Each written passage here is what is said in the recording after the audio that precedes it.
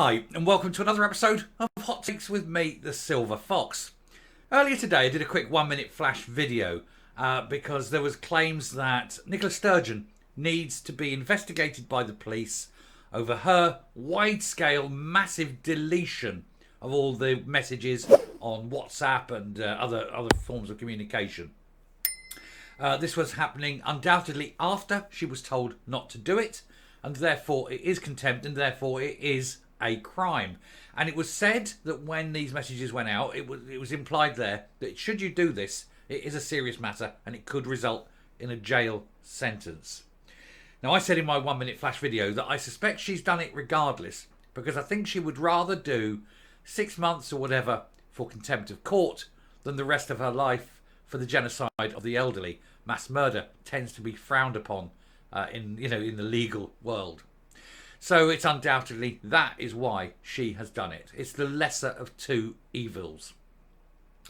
But there are calls for this to be investigated, and we're going to have a look at now, sort of in full, at the story that I sort of just lightly touched on in that flash video.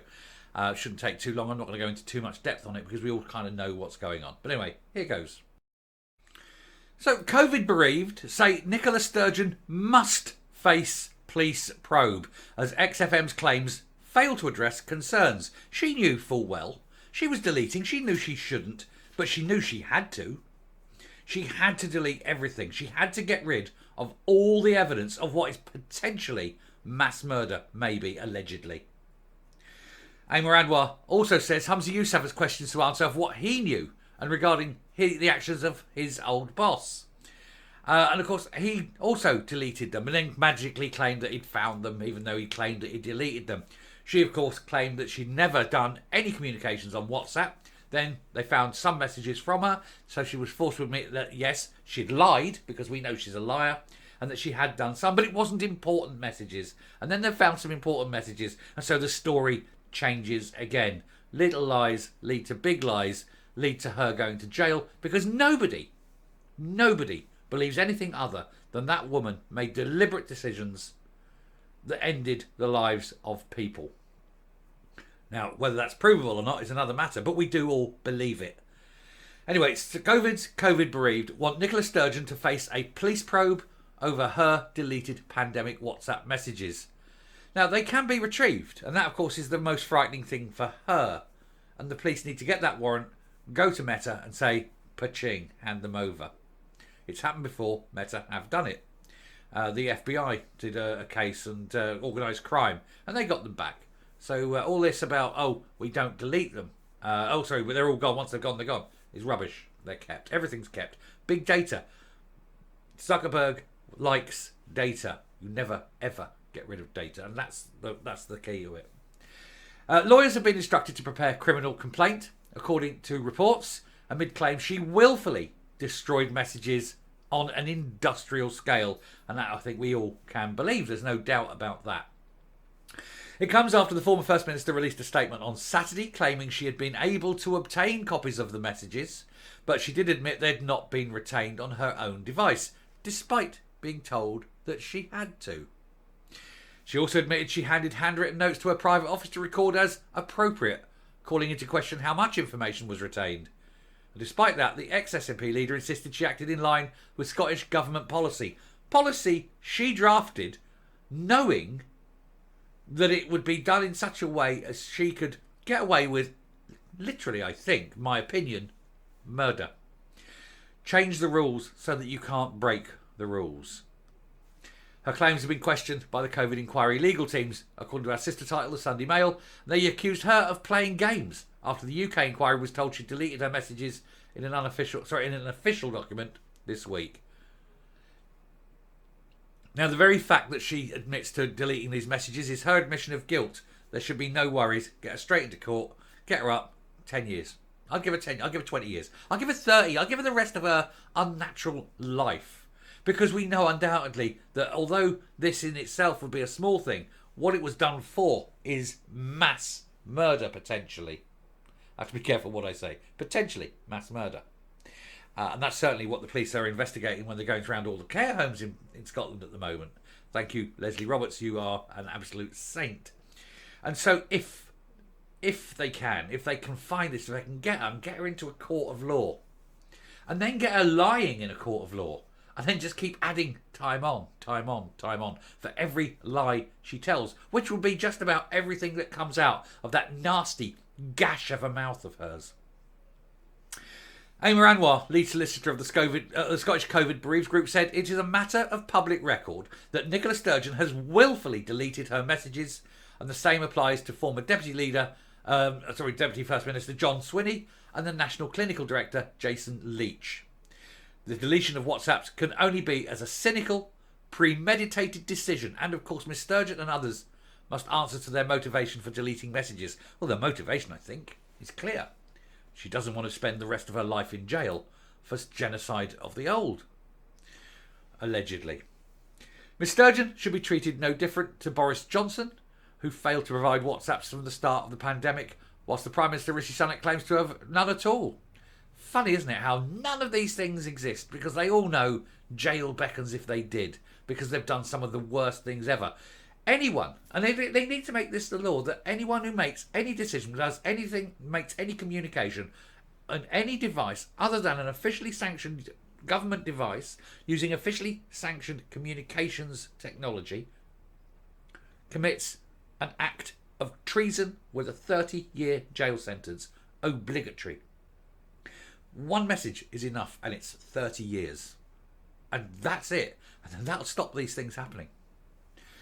Anyway, Ms Sturgeon would know that there are severe consequences for those in power who choose to delete information with the intention of preventing its disclosure to a public inquiry. It is a severe crime, and one for which she needs to be tried. He went on, he said, this is Amar Anwar, he said, the trust that my clients had in the Scottish Government being transparent and accountable is left shattered. Nobody believed that they'd be open and transparent and accountable. This is the SNP. They've never been open and honest and transparent in their entire lives. Everything they say is a lie. He said, we're now instructed to prepare a civil complaint to the Police Scotland and to ask the Information Commissioner's Office to investigate any potential breaches of the law. I don't think there's any potential breaches. There's actual breaches. She has admitted it. And by admittance, that is her guilt. You don't even need a trial. You just go straight to the sentencing phase. It is understood Police Scotland have yet to receive a report, but it is taking no action at this time. However, that will change if a formal complaint is made. And you can guarantee, as true as night follows day, that a formal complaint will go in. There are too many people with a vested interest in wanting to see that vicious, nasty little shit of a woman serving time. Preferably the rest of her life, but I'll take anything we can get. Responding directly to Ms Sturgeon's statement, Mr Anwar says she needs to stop playing games, as we now know there was no policy for government ministers. Perhaps she can explain why she needed to delete material when it is very clear from the inquiry going to others that she had communicated that there was relevant material, and yet her WhatsApps were deleted. They've got messages from her from other devices that show that there was relevant, materials. She's claiming there isn't, because, a lying, two-faced, vindictive bitch who deserves, I would say, the noose for the potential mass murder. And, I know we don't have it anymore, and it's a damn shame, because I would watch her dangle.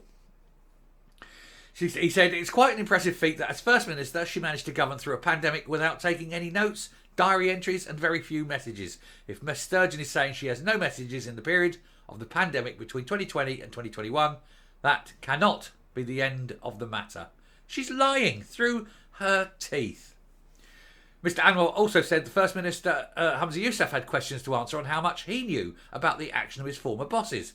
Headed, why did he not simply pick up the phone and ask Ms Sturgeon where her WhatsApps were? As the First Minister, Mr Yousaf had the courage and judgment. Courage? Courage? From Kendall? The man who's smooth down the front, hasn't got a spine, no balls? Courage. Don't make me laugh. Anyway, he should have the courage to ask where they were and to fight for whatever scraps of credibility his government are holding on to. They are no credibility left. They are done. People are dead. Thousands upon thousands of people dead out of potentially from what deliberate policy was stated in order to deliberately kill the elderly, because they would most likely vote Union. It was done cynically and deliberately. And of course, we must not forget, and I will never let them forget, that one of the treatments that went into the COVID treatment book was euthanasia. They were putting people down like dogs. That's who these people are. Police need to be investigated. She needs to be arrested, questioned, tried, convicted, and jailed. And I don't care for how long, as long as it's the rest of her shitty little life. Coming up. What would suit me fine is if this does come about and she does get prosecuted, she does go to jail, and let's say she's given 2 years, she'll get a year. And in between all of that and her being jailed, the investigation goes on about the other things, about all the deaths in the homes. And then on the day she's released, she walks out of prison, she's immediately arrested again, hauled off to court, and then given a life sentence, but this time for potentially mass murder, I hope, maybe.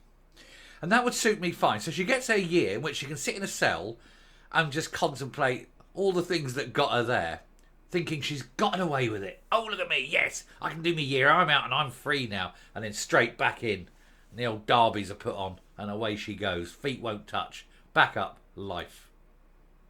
And that would utterly demoralise and break her. That is no less than she deserves. I'll stop there. Thank you very much for watching. Do please hit the subscribe button. Please share the video. Please press the like. That's a very important one. And until next time, stay safe, stay well, and I will speak to you later.